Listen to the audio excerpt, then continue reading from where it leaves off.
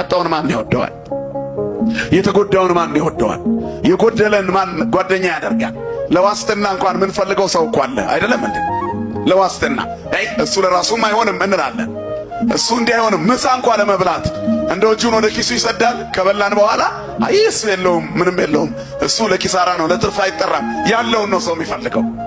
በብዙ ነገር ውስጥ እኛ መጠጋት የምንፈልገው በምድር ላይ ከበድ ያሉ ሰዎች ነው። በገንዘብ ከበድ፣ በስልጣን ከበድ፣ በኪሎም በመልክም ከበድ ያሉ ማለት ነው።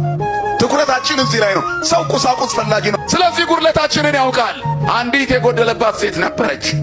በማጣቷ ምክንያት የምትሰደብ የምትረገም የሚያሽሟጥጡባት ብዙ ነበሩ። የተገፋች ሴት ናት። አሁን እግዚአብሔር ጎበኛት። ሐናና ሳሙኤል ልብ የሚነካ ታሪክ ያላት ሴት ናት። የእሷ ታሪክ የብዙዎቻችንን ልብ ይነካል። ማጣቷ፣ በመጎዳቷ፣ በመጉበቷ አላማረረች። ግን የሆነ ቀን በጣም ሲከፋት የእግዚአብሔር መቅደስ ሄዳ ቆመች። ቆማ ከንፈሯ ይንቀጠቀጥ ነበረ ይላል መጽሐፉ። የምትለው ነገር ግን አይሰማም ነበር። ዝም ብሎ ከንፈሯ ብቻ ይርገበገባል። እንባ ከፊቷ እንደ ውሃ ይፈሳል። ያንን ድምፅ ግን ማን ይሰማል ወገኖች? እግዚአብሔር ይሰማ። የዝምታ ውስጥ ጩኸት የሚሰማ እንደማንሰማ የአንደበትን ጩኸት ቸል እንላለን።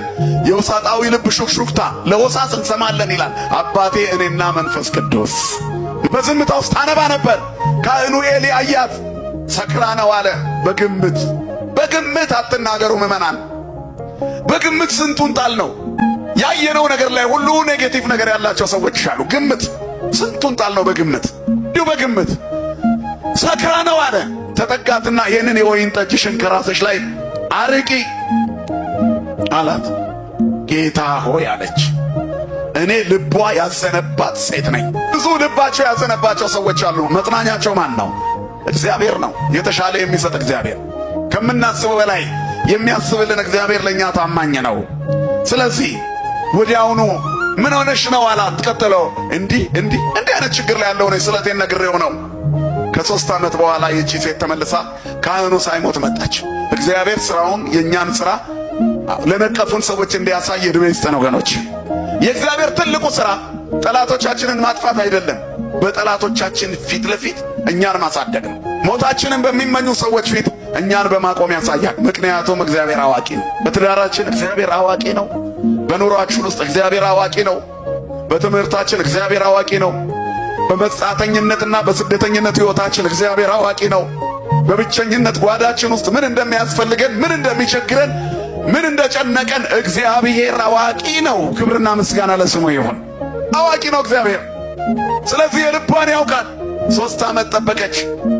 ከ3 ዓመት በኋላ ልጅ ከወለደች ከ3 ዓመት በኋላ ሳሙኤልን ይዘው መጣች፣ ሕፃኑን ሳሙኤልን። ከዚያ በኋላ ምን አለች? ቀንዴም ከፍ ከፍ አለ፣ አፌም በጠላቶች ፊት ተከፈተ። ዝም ያለችዋን ሴት አንደበት ሰጣት። ብቻዋን የሆነችዋን ሴት እግዚአብሔር ደረሰላት። ደጋፊ የሌላትን ሴት እግዚአብሔር ድጋፍ ናት። እግዚአብሔር የድሃ አደጎች አባት፣ ባልቴቶች ዳኛ ነው።